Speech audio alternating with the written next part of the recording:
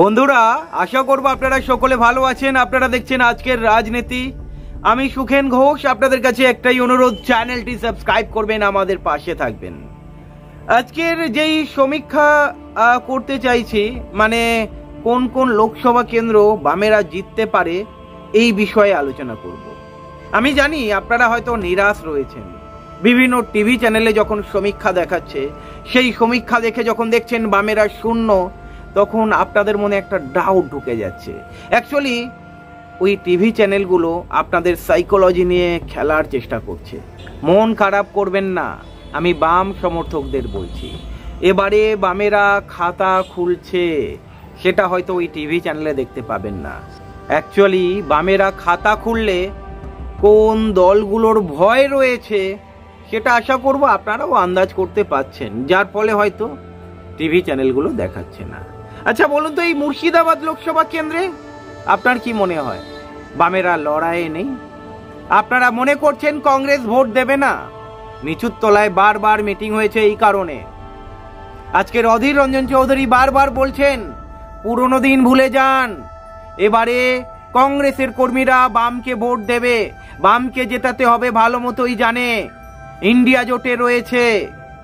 আর বিজেপিকে যদি জেতায় তাহলে তো আর বিজেপি এখানে জিতবে না। মুর্শিদাবাদ লোকসভা কেন্দ্রে আপনার মনে হয় বিজেপি জিতবে? 2019-এ 2,47,000 ভোট পেয়েছিল, কিছু হিন্দু ভোট পেয়েছিল। সিপিআইএম পেয়েছিল 1,81,82,000। আর ওইদিকে যদি দেখেন কংগ্রেস পেয়েছিল 3,78,000 মতো। ক্যালকুলেশন করে নিন, 3,78,000 আর 1,82,000, প্রায় 5,50,000 বেশি। আর টিএমসি পেয়েছিল 6 লক্ষ মতো ভোট পেয়েছিল, 6,04,000 মতো। লড়াইয়ে কোন দল রয়েছে? হ্যাঁ বলবেন হাবিব শেখ উঠে এসেছে আইএসএফ থেকে। আচ্ছা আপনারা বলুন তো, হাবিব শেখ কি লড়াইয়ে রয়েছে? চতুর্মুখী লড়াই কি এটা? আমি বলবো দুইমুখী লড়াই হবে। এখানে বিজেপির সঙ্গে টিএমসির লড়াই হবে না, টিএমসি এবং সিপিআইএম এর সঙ্গে লড়াই হবে, টিএমসি এবং সিপিআইএম কংগ্রেসের সঙ্গে লড়াই হবে। শেষ হাসি কে হাসবে সময় বলবে।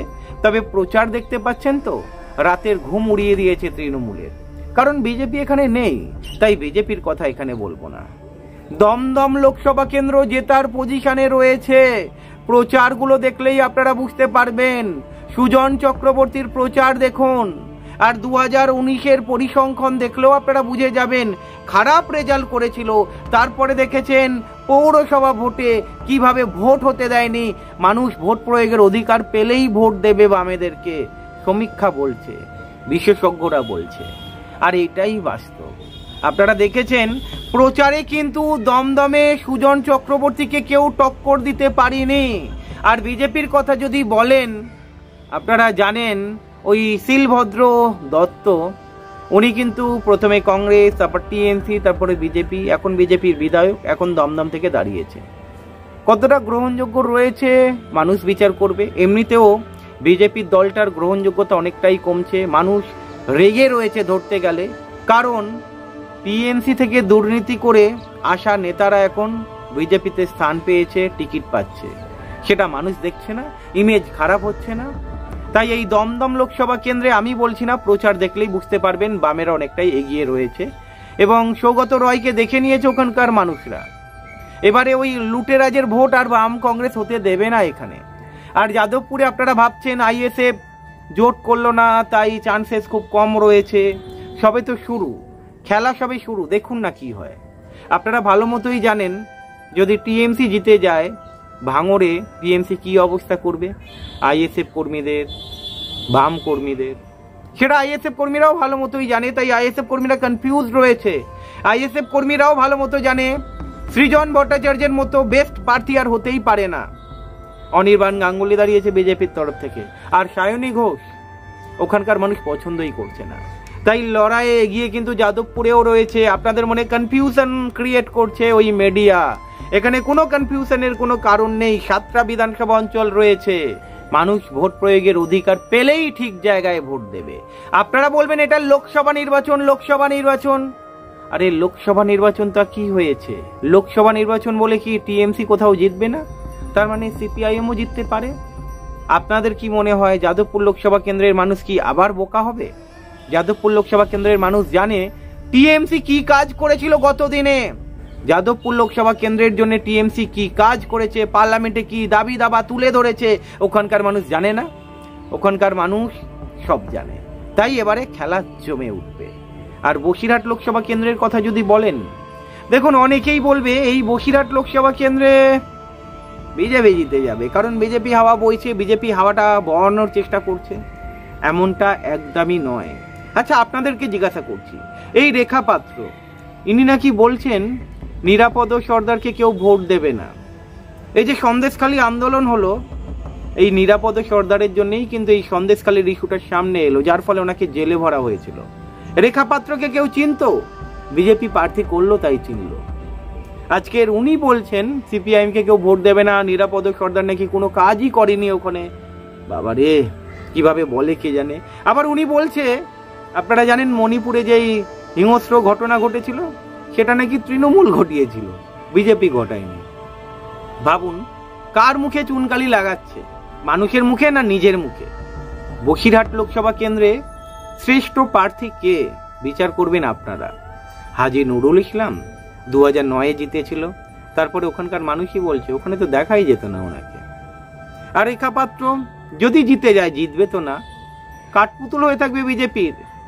আপনার মনে হচ্ছে বসিরহাট লোকসভা কেন্দ্রের দাবি দাবা নিয়ে পার্লামেন্টে আওয়াজ তুলতে পারবেন? যে বসিরহাট 7টা লোকসভা কেন্দ্রের নাম জানে না, কি উন্নতি করতে হবে সেটা জানে না, রাজনীতির কিচ্ছু জানে না, দাঁড় করিয়ে দিয়েছে। বিজেপি একটা ট্রাম্প কার্ড খেলতে চেয়েছে, কিন্তু এই রেখা পাত্রই মুখ পোড়াবে বিজেপির। বিজেপি দলের যারা সংগঠনে রয়েছে তাদের দাঁড় না করিয়ে একজন আনকোড়াকে তুলে এনেছে এবং বিজেপির বলি বইছে, যেটা স্ক্রিপ্ট লিখে দেয় সেটাই বলছে নিরাপদ সর্দার কিচ্ছু করেনি এখানে, নিরাপদ সর্দারকে একটাও ভোট কেউ দেবে না, সব বিজেপিকে ভোট দেবে। এইদিকে উনি বলছেন মণিপুরে নাকি যা হিংসা ঘটেছে, মহিলাদের ওপর অত্যাচার হয়েছে, টিএমসি করিয়েছে। ভাবুন একবার। যাই হোক, কে শ্রেষ্ঠ প্রার্থী বিচার করবেন আপনারা, আর কে জিতবে আপনাকে বলতে হবে না সেটা।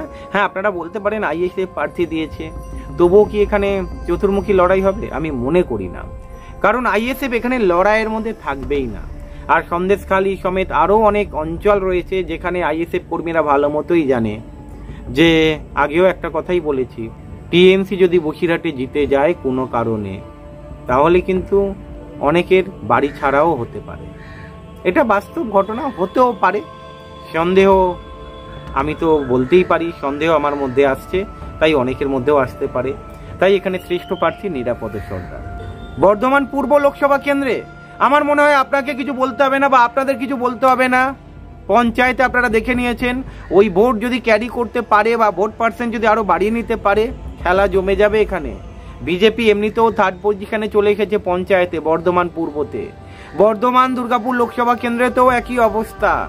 আপনারা ভালো মতোই জানেন বর্ধমান দুর্গাপুর লোকসভা কেন্দ্রে আপনারা বলছেন হয়তো দিলীপ ঘোষ দাঁড়িয়েছে, আর দিলীপ ঘোষ ওখান থেকে দাঁড়িয়েছে, আপনাদের মনে হতেই পারে দিলীপ ঘোষ জিতে যাবে, কিন্তু লড়াইটাও অত সোজা নয়। এবারে কিন্তু হাড্ডাহাড্ডি লড়াই হবে।